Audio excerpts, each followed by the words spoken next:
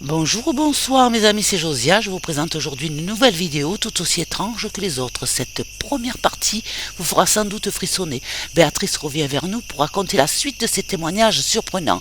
Je l'en remercie beaucoup. Il y a aussi dans cette première partie 2 PVE que vous allez pouvoir entendre en mettant un casque, je vous le conseille. N'oubliez pas de vous abonner et si cela n'est pas déjà fait, je vous laisse donc regarder cette vidéo et je vous dis bon visionnage et bonne écoute. À très vite mes amis. Josia.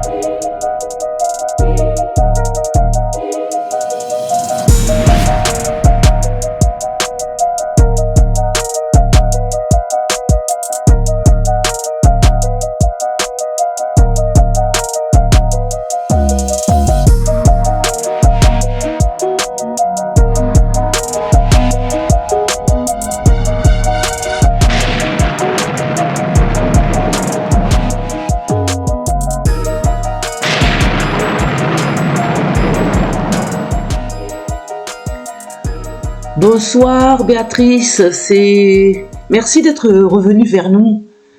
Bonsoir Josia, merci beaucoup pour ton invitation. C'est très gentil Béatrice, en tous les cas, de revenir sur Paranormal Josia pour raconter d'autres histoires incroyables, extraordinaires que vous avez certainement vécues.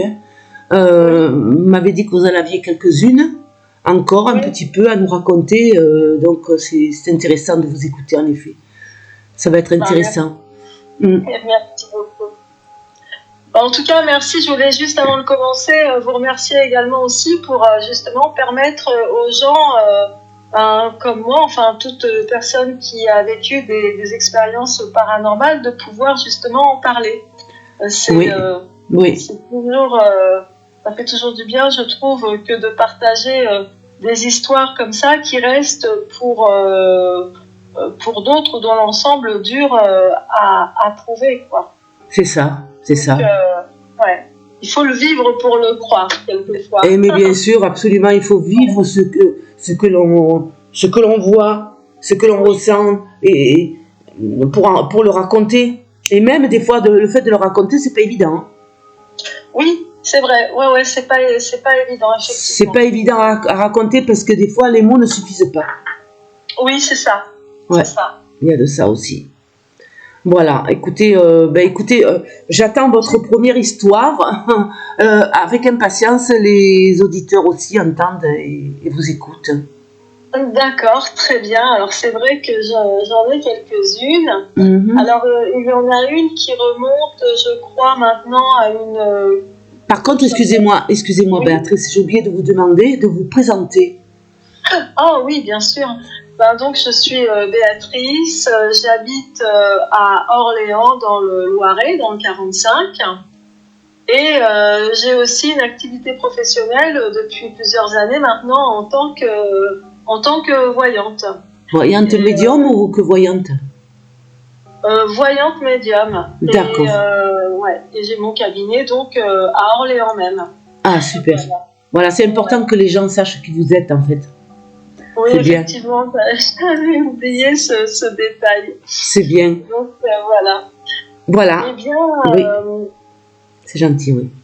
Je vous écoute. D'accord, très bien, merci. Eh bien, une des expériences que j'ai vécues vraiment sans m'y attendre, oui. c'est j'ai été invitée chez un ami il y a quelques années, ça remonte, je dirais, à une quinzaine d'années maintenant. Oui. Je suis invitée chez lui pour la première fois, voilà, donc il m'invite, il m'installe dans le salon, et puis il s'en va s'affairer dans la cuisine, etc. Et moi, je regarde son salon, je regarde quand même un peu l'appartement, le décor, tout en restant assise sur le canapé. Oui. Et puis, tout d'un coup, j'ai un flash, mais vraiment un flash, c'est-à-dire que je vois une dame âgée, ou du moins d'un certain âge, mais malade, qui avait dans le bras, je crois, une perfusion. Une perfusion, et puis elle était habillée tout en noir, et elle tenait sa perfusion comme ça, debout. Ça devait être une perfusion mobile. Et donc, je vois ce flash, et hop, ça s'en va. Bon, je cherche pas à comprendre. Il revient. Oui. Donc, mon ami revient, etc. Et puis, il commence à me montrer des albums photos, etc. Et il me dit, tiens, bah voilà ma mère. Je dis, ah oui, c'est ta mère? Il me dit, oui, c'est ma mère. Il me dit d'ailleurs, je me souviens d'elle encore, elle n'arrêtait pas de se balader dans le couloir avec sa perfusion au bras, là, comme ça. Ah, mais ça alors. Et là, je le regarde, et on ne se connaissait pas beaucoup, hein, on travaillait ensemble, et voilà, mais on se connaissait pas beaucoup, et je lui dis, non mais attends, j'ai dit, mais tu me croiras ou non, mais pendant que tu étais à la cuisine, j'ai vu ta mère comme ça, justement, en flash, quoi, un flash qui m'est arrivé, je l'ai vu comme ça. Et il me dit, vraiment pas du tout étonné, il me dit, eh bien, si tu as vu ma mère comme ça, c'est qu'elle aurait certainement bien aimé qu'on soit ensemble. Et il faut savoir que cet ami-là, en fait, est homosexuel, et au grand regret de sa mère. Ah voilà. Ouais, ah voilà. Bon, et puis c'est quand même un truc de dingue, parce qu'il nous est arrivé quelque chose, donc on va dire, en même temps. Donc c'était pas la même soirée, mais donc je retourne chez lui, etc.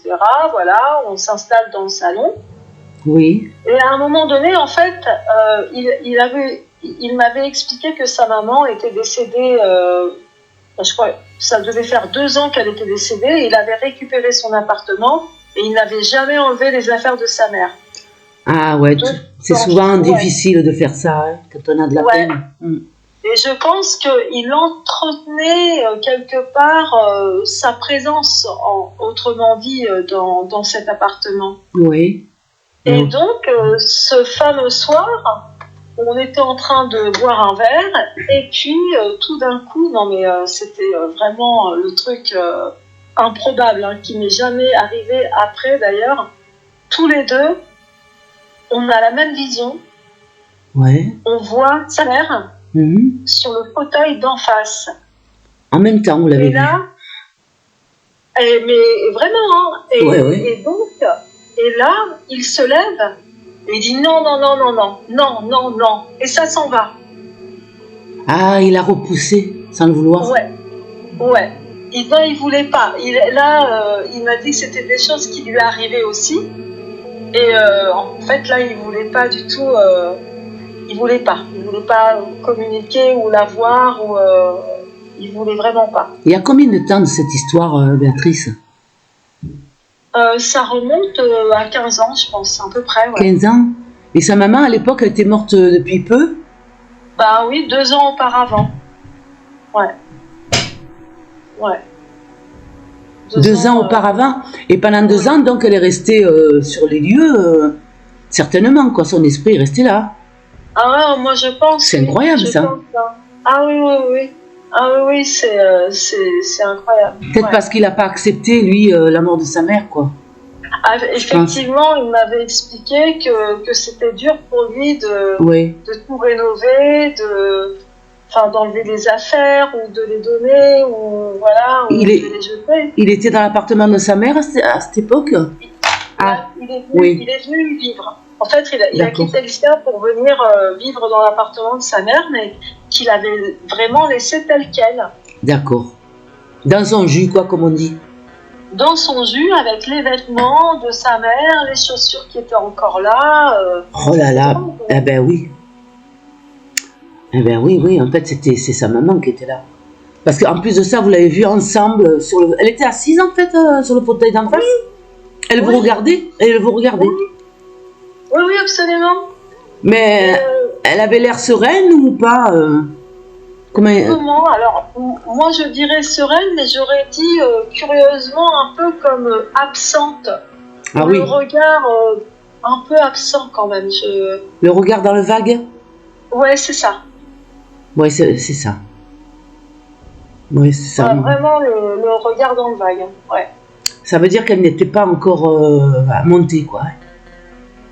Oui, certainement. Ben ouais, parce que je pense que malgré tout, il devait vraiment la retenir, quoi. Enfin. Oui, parce que du moment où, enfin, par expérience personnelle, hein, d'après ce que j'ai vécu moi aussi de mon côté, quand ils ont encore le regard dans le vague et qu'on les voit avec ce regard-là, ça veut dire qu'ils ne savent pas encore où ils sont. Ils sont pas encore montés, quoi. Ils n'ont pas encore réalisé, quoi. Ouais, c'est ça. Et je trouve que ça faisait déjà 2 ans qu'elle était décédée, elle était encore dans cet état, la pauvre.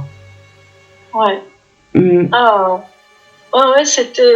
et c'est marrant, enfin, c'est une façon de parler, mais moi, quand je l'ai vue la première fois en flash, elle était habillée tout en noir. Ouais. Donc, sa petite jupe noire, robe noire, les chaussures plates noires. C'est peut-être... Oui.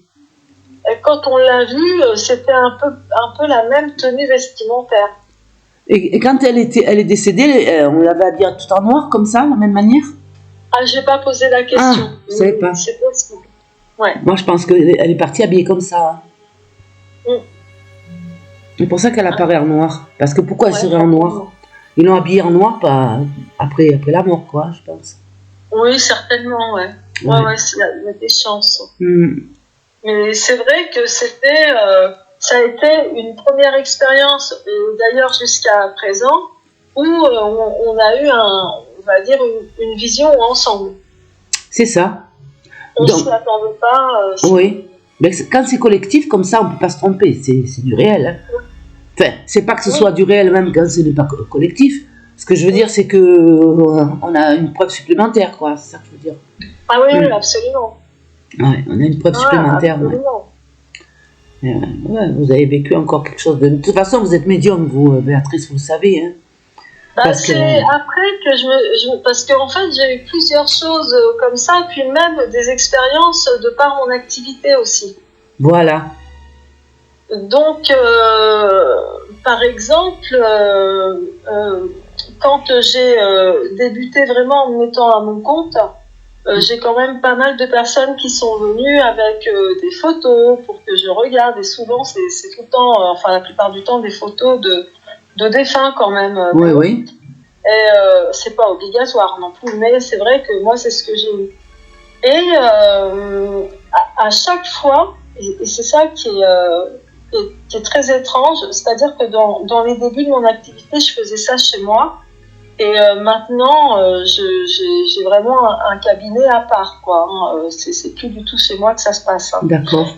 Et ouais, j'ai loué un local d'ailleurs. Et donc, parce que, comment dire, j'ai eu avec des photos que des personnes m'ont amenées. Donc, il y a eu une communication avec certains défunts. Comment dire, une communication qui a été là. Et pour moi, il y en a qui sont restés chez moi même après la consultation. Pour ça, pour savoir vous protéger de ce côté-là. Hein. Oui, voilà. Et oui. Absolument.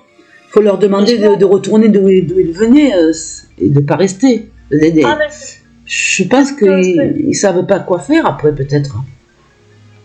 Je me suis dit, est-ce qu'ils ont envie de communiquer ou je ne sais quoi. Enfin, c'était assez étrange. Et il y a surtout une expérience étrange que j'ai eue avec une dame donc, qui est venue me voir. Oui. Elle était encore dans le deuil parce que je crois que son mari, ça faisait même pas 6 mois qu'il était décédé. Oui. Et c'est un monsieur qui est mort d'une crise cardiaque en mettant les deux pieds par terre en dehors du lit, quoi, le matin, il se lève et crise cardiaque. Ah oui. Donc, Ça arrive. il meurt très brutalement. Ouais, ouais. Et curieusement, la dame, donc, bon, elle me demande comment il va, etc. Enfin bon, et elle m'explique que lorsque son mari est décédé, eh bien, pendant plusieurs nuits d'affilée, et vers la même heure, les coups de 3 heures du matin, un truc comme ça, Ouais. eh bien, elle voit dans la chambre imaginez une lumière bleue électrique, ou un peu comme le bleu d'un éclair, de la foudre. D'accord. Enfin, ce genre de lumière, Oui, on va oui. dire, donc elle voyait une lumière comme ça, très intense, qui tournoyait, on va dire, dans la chambre.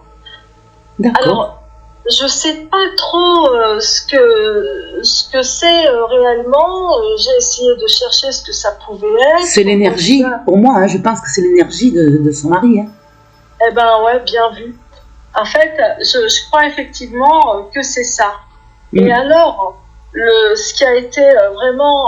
donc, j'ai été quand même au début vraiment, je ne savais pas. Hein. Je me demandais ce que c'était, etc.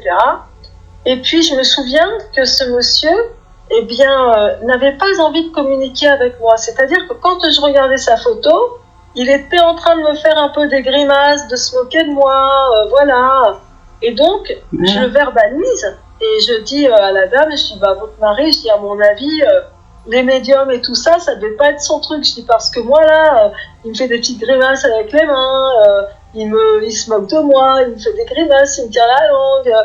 Et il ne croyait pas. C'est complètement ça. Et il n'y croyait pas. Non, pas du tout. Il n'y croyait pas et elle me dit exactement, il aurait réagi comme ça. Enfin, ça ne l'étonnait pas. Elle trouvait ça.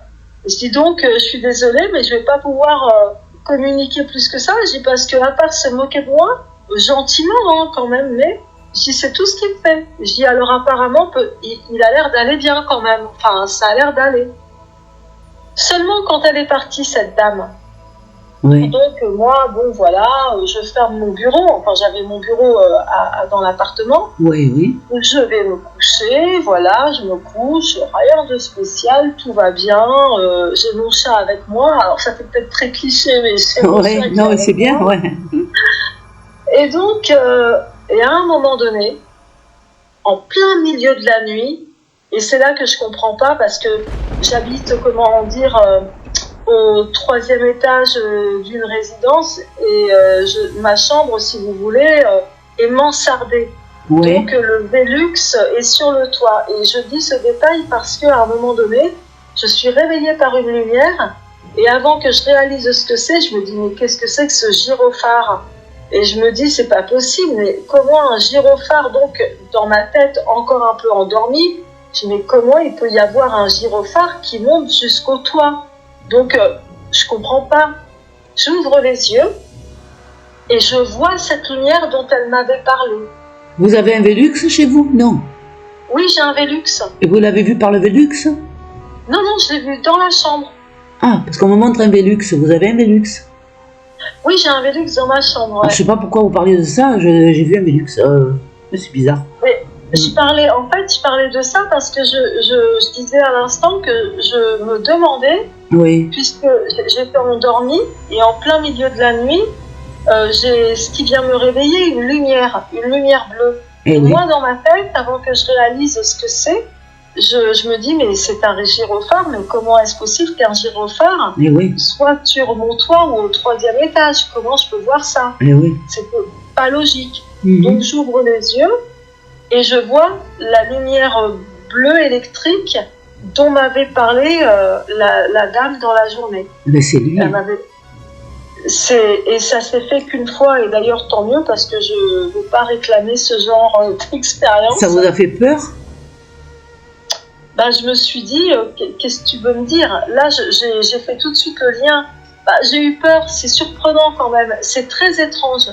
C'est très étrange parce que ça fait comme des filaments, des filaments de lumière très fine qui passent, comment dire, comme des cercles.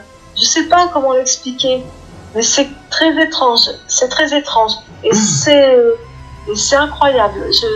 J'ai vu ce dont elle m'a parlé dans la journée. Et c'était pas un rêve, parce que ça m'a réveillée. Donc j'ai clairement vu ça de mes yeux, quoi. Ah, mais c'est magnifique, n'empêche de voir ça. Hein. Et oui, c'est certainement. Lui, il est arrivé avec son énergie, il s'est montré à vous.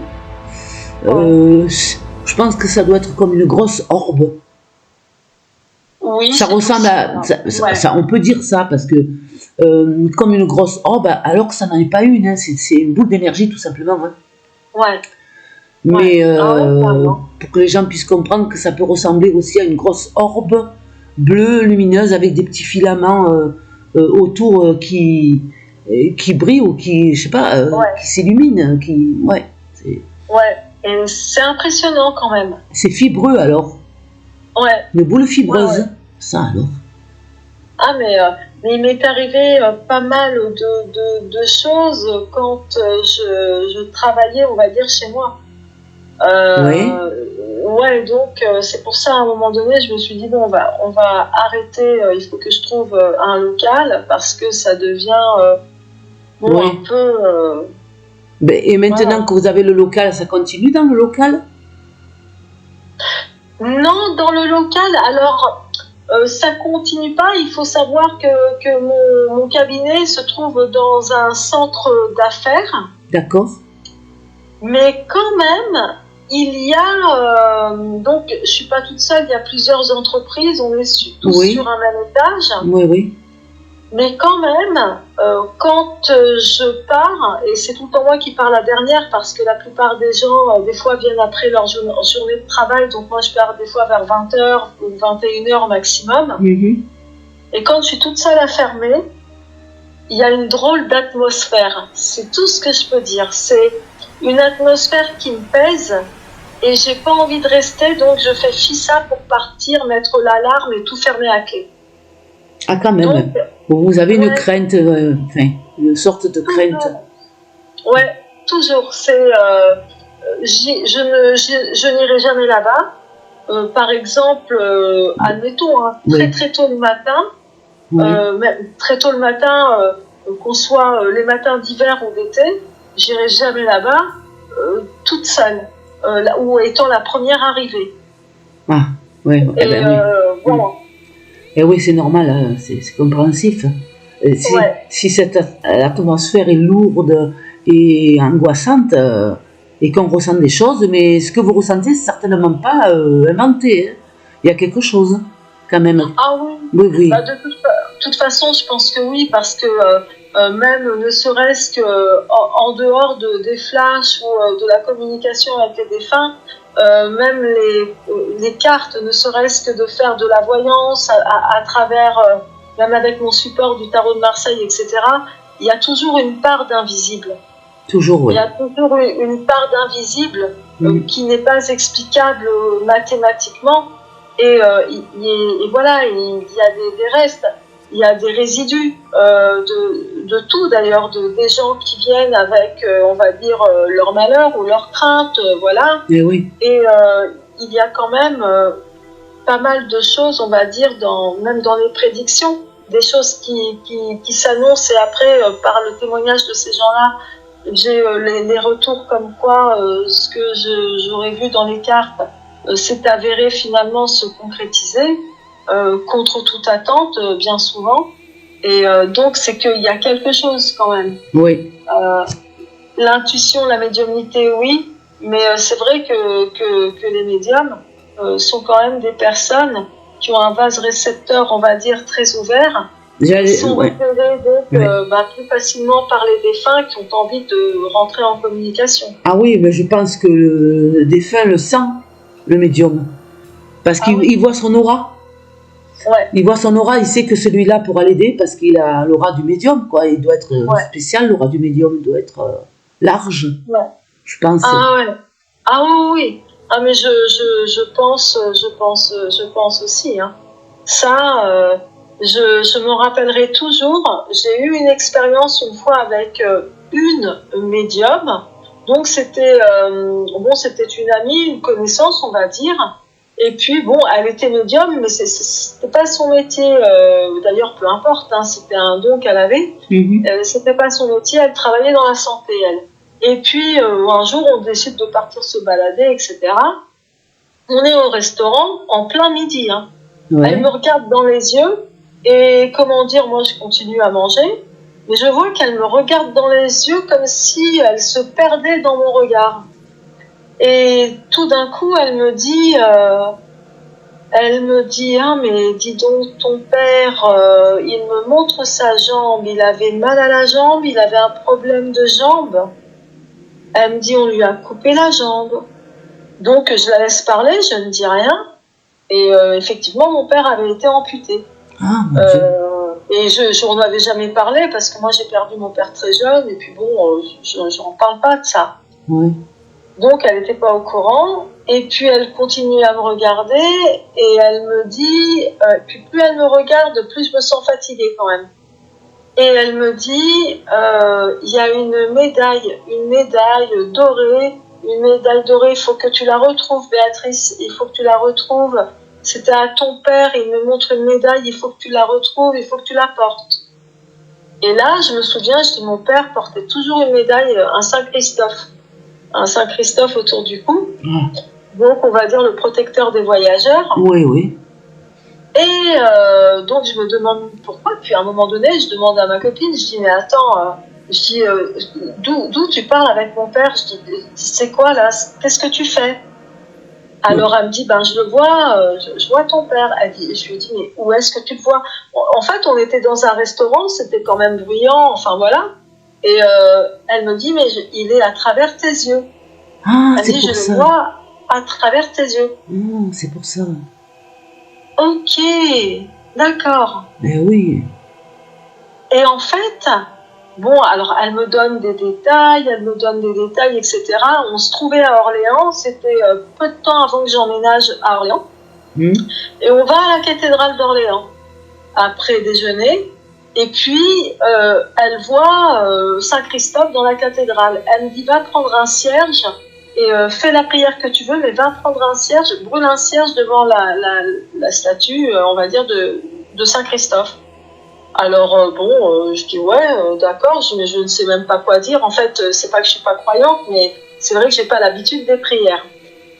Et donc je fais une prière, on va dire à ma manière, voilà, avec Saint Christophe. Et puis quelques jours plus tard, je vais chez ma mère et je vais dans sa salle de bain et puis automatiquement j'ouvre un tiroir et qu'est-ce que je trouve? La médaille du Saint Christophe de mon père. Ah ça alors. Et jusque-là, vous n'aviez pas fait attention qu'elle était là? Non, jamais. Et ma mère m'en avait jamais parlé. Jamais, jamais, jamais. Et là, ça devait faire à l'époque déjà 25 ans que mon père était mort. Et donc, je mets le Saint-Christophe autour de mon cou, comme elle me l'avait conseillé. Oui. Et je la rappelle et je lui dis, mais pourquoi je dois mettre le Saint-Christophe autour de mon cou ou sur moi? Et elle me dit, parce qu'on va pas tarder à t'appeler pour un travail et tu vas devoir faire de la route. Tu vas être sur la route tout le temps, tu vas utiliser la voiture, tu vas démarcher, tu seras tout le temps sur la route. Et il faut que tu le portes. J'ai dit ok. Et en fait, 3 mois plus tard, j'étais en pleine recherche d'emploi. On m'appelle pour un travail de commercial. Et effectivement, j'avais dû aller chercher, j'avais la voiture qui m'était, pas donnée, mais proposée, une voiture de service. Et effectivement, j'étais tout le temps sur la route. Tout le temps. Et apparemment, c'était peut-être une manière de vouloir aussi me protéger ainsi. Mon père était très, très attaché à ça, au Saint-Christophe, et ça s'est passé comme ça. Donc, il y a eu aussi avec elle... Voilà, c'est des expériences assez étranges quand même. L'interaction de votre papa, ça c'est magnifique. Hein? Ouais, ça c'est vrai que c'est magnifique. Ça c'est vrai. Ça a dû vous faire un choc d'avoir des nouvelles de votre papa comme ça? Ouais, carrément, ça m'a fait bizarre quoi. Ça m'a secoué quand même. C'est vrai que ça m'avait secoué. Oui. Hein? Et ils ont dû discuter, je pense, ensemble ou interagir ensemble pendant une bonne demi-heure. Moi, je me souviens que j'étais sur les rotules. Hein. j'étais crevée. J'ai eu un gros coup de fatigue. Et oui, Donc, parce je que pense s'il s'est servi de votre énergie pour parler avec elle, évidemment, ouais, voilà. Ouais. je pense que c'est ça, c'est pour ça, parce qu'elle voyait à travers vos yeux. Donc il s'est servi de votre énergie. Oui, Ouais. ouais, absolument. Ouais. Ah ouais, c'est incroyable. Mm. C'est incroyable comment des fois on peut rentrer en interaction avec des gens de là. Moi, j'ai eu plus de manifestations comme pour discuter avec eux. Et c'est-à-dire que là, je passe à d'autres anecdotes. Oui. Avec d'autres personnes qui sont venues me consulter quand je faisais encore ça chez moi, là, mon activité. Oui. Le soir, à chaque fois qu'on me montrait la photo d'un défunt pour essayer de communiquer avec, etc., vous pouviez être sûr qu'il m'arrivait un truc.